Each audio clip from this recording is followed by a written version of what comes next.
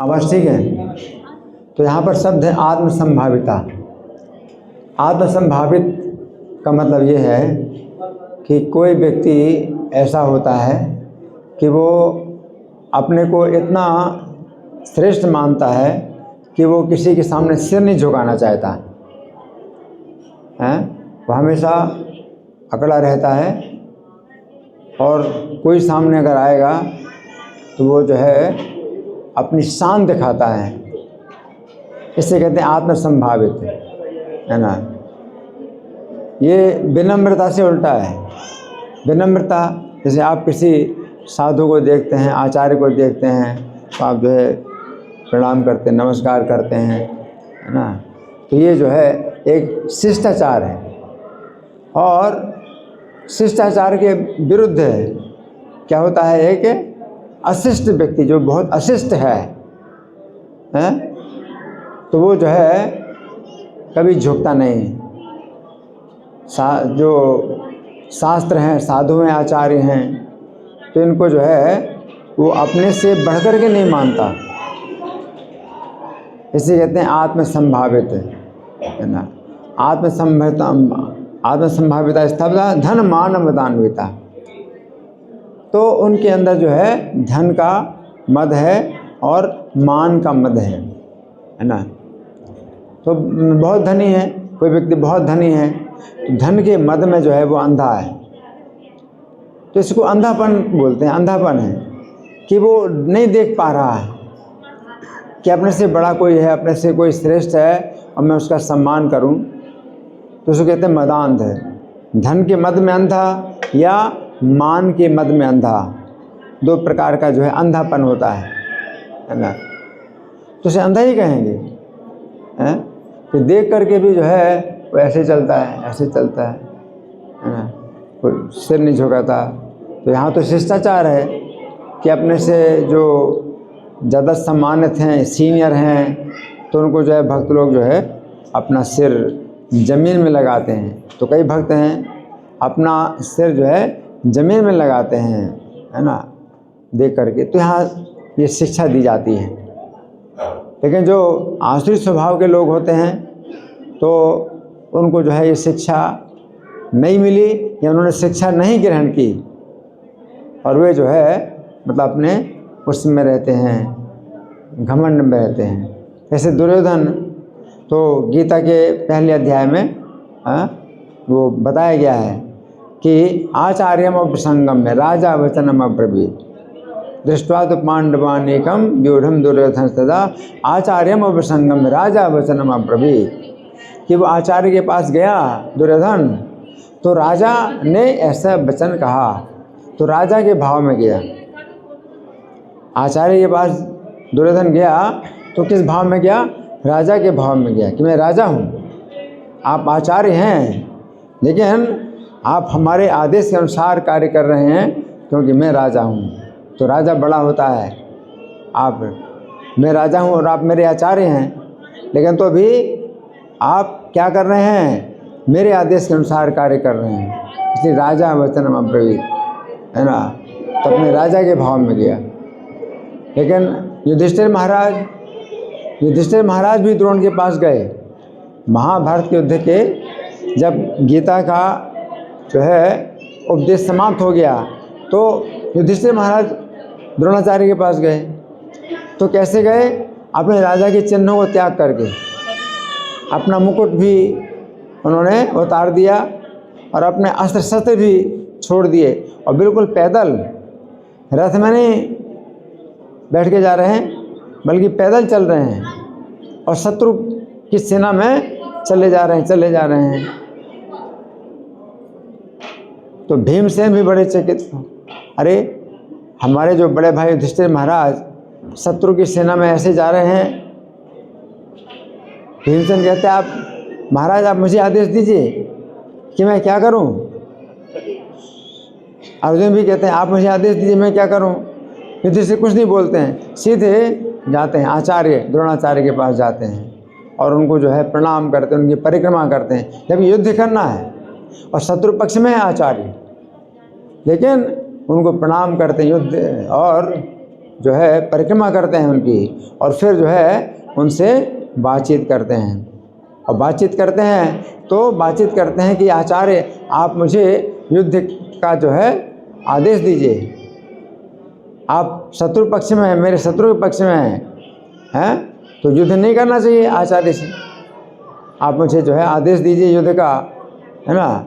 तो द्रोणाचार्य बोले युधिष्ठिर से कि अगर तुम नहीं आते मेरे पास तो मैं तुम्हें पराजय का श्राप दे देता, लेकिन तुम आए हो, अब मैं तुम्हें विजय का आशीर्वाद देता हूँ।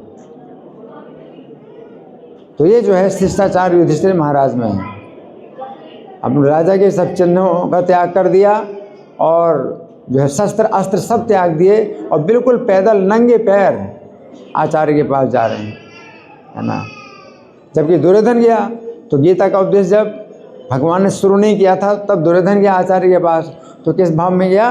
राजा वचनम अब्रवीत पश्यताम पांडुपुत्राणाम आचार्य महतीम समम। आप देखिए इनको आचार्य, है ना। इस प्रकार से जो है वो आचार्य के पास गया तो आचार्य को आदेश देने के लिए गया। इसे कहते हैं आत्मसंभाविता, हैं कि आचार्य हैं, ठीक है, बड़े आचार्य हैं, उन्होंने मुझको शिक्षा दी है, तो क्या हुआ, राजा तो मैं हूँ, मैं तो राजा हूँ, है ना। लेकिन होता क्या है, जो है ऐसे जो महान आचार्य होते हैं उनको महाराज कहा जाता है। तो महाराज का मतलब क्या है? राजा से भी ऊपर महाराज। तो महाराज का शब्द का प्रयोग नहीं करते हैं, वो आचार्य शब्द का प्रयोग करते हैं, मेरे आदेश के अनुसार आप कार्य करें। तो अब ये जो आत्मसंभाविता जो होते हैं अपने अंदर, इनको जो अपना बड़ा सम्मान का भाव रहता है, तो इसका कारण क्या है? तो भगवान कहते हैं या तो धन का मद है या फिर मान का मद है।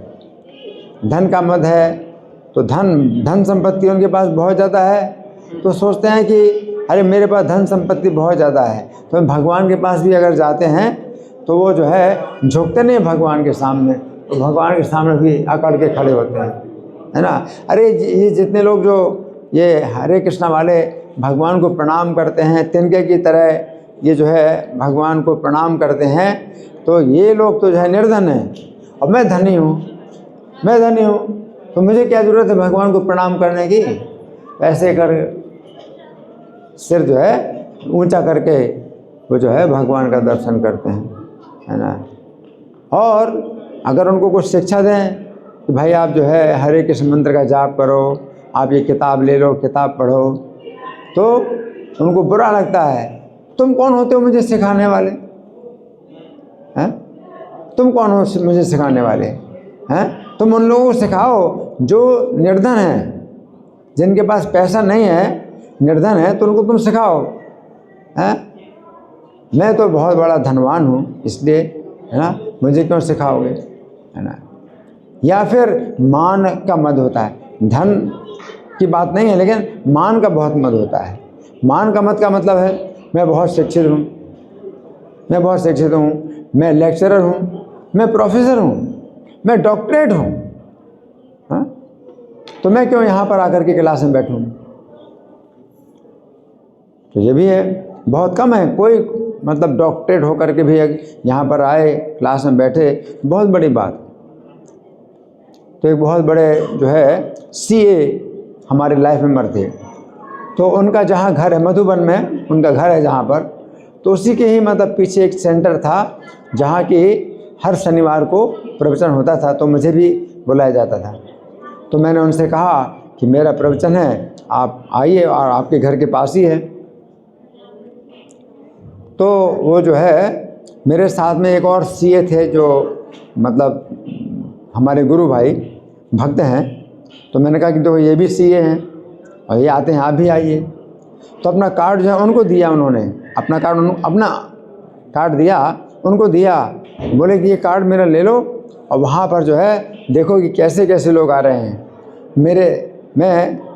मेरे तरह क्या कोई लोग हैं वहाँ पर जो कि मतलब आते हैं, तो वो नहीं आए, अपना कार्ड दिया। तो भाई मैं कितना सम्मानित हूँ, है ना।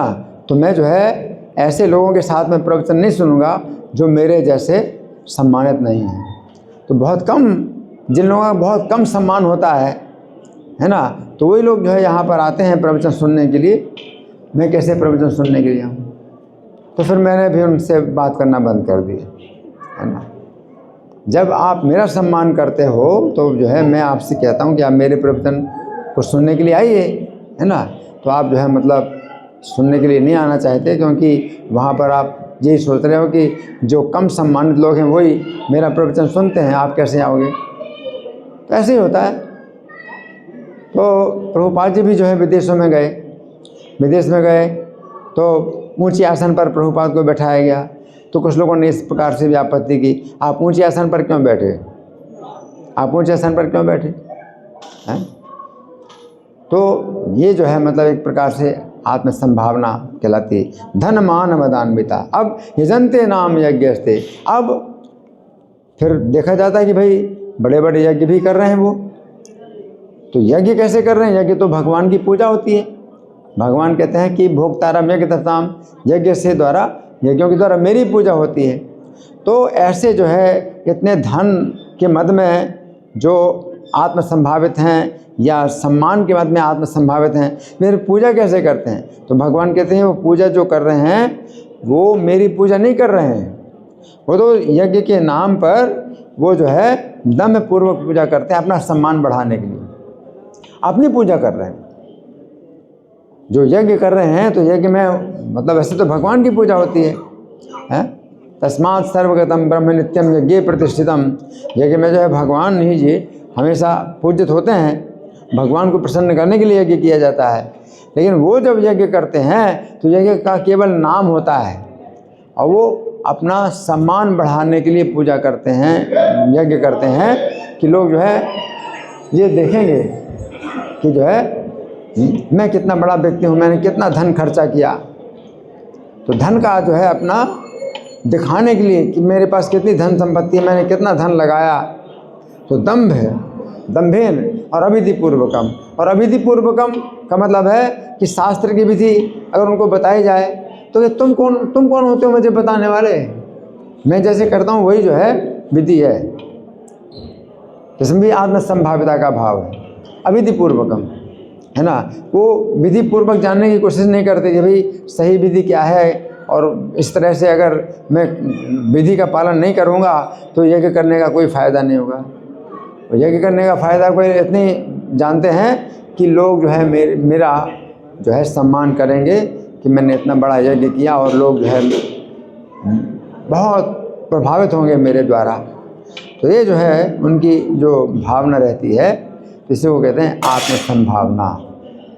अपने को जो है मतलब बहुत बड़ा मानते हैं। यहाँ पर भगवान ने बताते हैं आसुरी भाव। तो ये आसुरी भाव या तो बहुत धन संपत्ति है इस कारण से आ जाता है, या फिर आपका बहुत सम्मान होता तो इस कारण से आ जाता है ना। तो उससे तो अच्छा यही है कि वो सम्मान, भगवान अगर अपने भक्तों को देखते हैं कि ये जो है भक्तों में इस प्रकार का भाव है, तो भगवान बड़ी जल्दी उनका जो है ये भाव दूर कर देते हैं। जैसे कि वो एक मुनि थे, उनका क्या नाम था, जो मिले थे ना अर्जुन कृष्ण को, तो वो क्या नाम था उन मुनि का? हाँ, बगदाल्भ है। हाँ, बगदाल्भ मुनि थे। तो बगदाल्भ मुनि अपना जो है कहानी बताते हैं कि पहले मेरे अंदर कितना आत्मसंभाविता की बात थी, है ना। तो मैं तपस्या कर रहा था, तपस्या किया तो इतना समय बीत गया कि 20 ब्रह्मा बीत गए। 20 ब्रह्मा बीत गए मेरे सामने। अब जो है जब हंस नाम के ब्रह्मा का समय आया तो मेरी तपस्या को देख करके वो आए मेरे पास और बोले कि बगदाल्भ तुम्हारी तो तपस्या जो है बहुत मतलब श्रेष्ठ तपस्या है, तो मुझसे वर मांगो। तो मैंने क्या कहा, अरे चल, तू मुझे क्या वर देगा, तू मुझे क्या वर देगा, तू तो मेरे सामने बच्चा है। तो इस प्रकार से जो है मतलब उन्होंने ऐसे शब्द कहे। तो भगवान अपने भक्तों का जो है चूँकि घमंड दूर करते हैं, तो क्या हुआ कि वो ब्रह्मा जी को भी जो है घमंड था अपना कि मैं बड़ा हूँ, और इनको अपना घमंड था।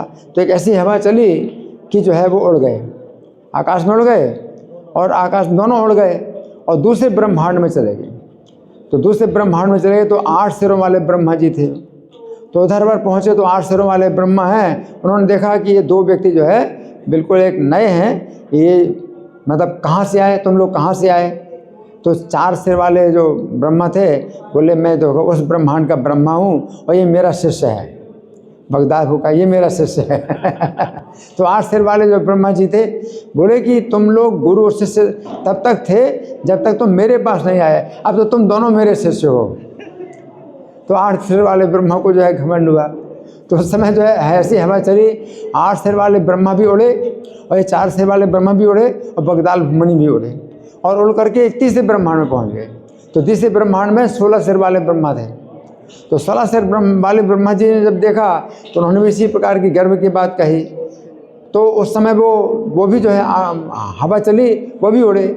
इस प्रकार से जो है ये सब जो जितने ब्रह्मा थे और जो बगदाल मुनि हैं, फिर अंत में शेष जी के चरणों में पहुँचे, जहाँ शेष जी साक्षात विराजमान, उनके फणों पर जो है अनंत ब्रह्मांड, कई ब्रह्मांड है उनके फणों पर। तो वो शेष जी जो है उनके पास आओ। जब उनके पास पहुँचे शेष जी, तो शेष जी जो है, अब सोचिए कि ब्रह्मा, कितने ब्रह्मा, हाँ, और वो कितने ब्रह्मांड उनके सिर पर रखे हुए हैं और सरसों के दाने के समान, तो उनकी क्या महिमा है। ये शेष जी जो है इतने विनम्र हैं। शेष जी बोले अरे आप लोग जो है यहाँ पर आए हैं, हमारे स्थान को आप पवित्र कर रहे हैं, आपका बहुत बहुत स्वागत है। शेष जी इतने विनम्र थे। तब ये जो ब्रह्मा जी हैं और ये बगदाल मुनि हैं, वो सीखे कि हमें कैसे सम्मान करना चाहिए। तो ये जो है मतलब भक्तों का जो भगवान है वो बड़ी जल्दी उनका जो है गर्व हरण करते हैं। तो भगवान को कहा जाता है गर्भहारी। नहीं, जैसे असुर थे मधु कैटभ, तो मधु और कैटभ ये 2 असुर जो थे तो भगवान के कान के मैल से उत्पन्न हुए थे।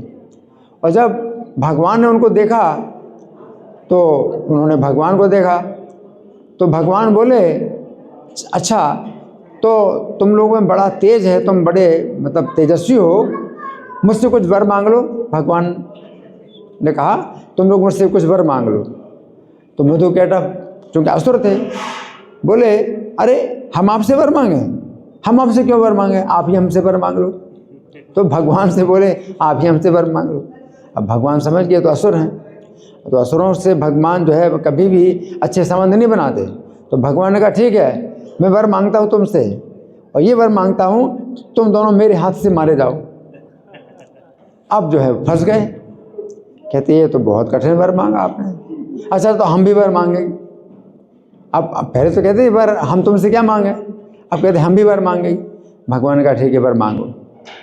तो बोले हमको ऐसा वर दो, आप हमें ऐसे स्थान पर मारो जहाँ पानी ना हो। तो उसमें पृथ्वी नहीं थी, पानी पानी था। तो उन्होंने जो है इस तरह से मतलब भगवान के ऊपर ऐसा मतलब शर्त डाल दी जैसे कि वो भगवान मार नहीं पाए। भगवान के पास हजारों पाए हैं।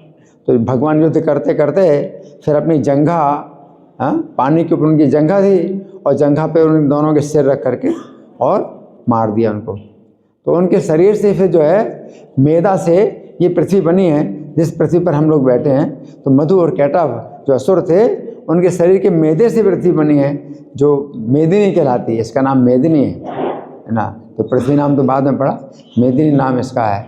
तो कहने का मतलब असुरों में जो है ये भाव रहता है, लेकिन भक्तों में जब ऐसा भाव आता है तो भगवान बड़ी जल्दी उनका गर्व दूर कर देते हैं, है ना। जैसे गोपियों के अंदर भी मान आया कि भगवान जो है देखो मेरे ही कंधे में हाथ रखे नृत्य कर रहे हैं, और प्रत्येक गोपी सोचते हैं मेरे साथ हैं। तो वो मान आया, तो भगवान ने तुरंत उनका जो है मान भंग किया। तो भगवान ने क्या किया, तुरंत अंतर्धान हो गए। इंद्र का मान भंग किया। इंद्र के अंदर भी आत्म संभावना बहुत ज़्यादा थी, है कि मेरी पूजा हो रही, मेरी पूजा हो रही, और वो पूजा भगवान को ना दे करके और अपनी पूजा वो ले रहे हैं। तो भगवान ने उनकी पूजा बंद करा दी, है ना। इस तरह इंद्र का मान भंग किया। तो अपने भक्तों का जो है भगवान मान भंग करते हैं और भक्तों की रक्षा हो जाती है। लेकिन जो असुर लोग होते हैं वो अपने अभिमान को छोड़ते नहीं, अभिमान के साथ साथ वो भी नष्ट हो जाते हैं। तो ये अंतर है। भगवान तो गर्व को नष्ट करते हैं, लेकिन जो भक्त हैं गर्व को छोड़ देते हैं तो उनका गर्व नष्ट हो जाता है, उनकी रक्षा हो जाती है। असुरों को जो है भगवान गर्व नष्ट करते हैं, वो गर्व को नहीं छोड़ते हैं, तो गर्व के साथ वो भी नष्ट हो जाते हैं। यही अंतर है। भक्त में असुर में यही अंतर है कि भगवान गर्भ को नष्ट करते हैं, लेकिन आप गर्भ को नहीं छोड़ते तो आप भी नष्ट हो जाओगे गर्भ के साथ। और भक्त लोग हैं बड़ी जल्दी गर्भ को छोड़ देते हैं तो उनका गर्भ नष्ट हो जाता है, उनकी रक्षा हो जाती है। हरे कृष्णा। ग्रंथराज श्रीमद् भगवद गीता की जय, श्रील प्रभुपाद की जय।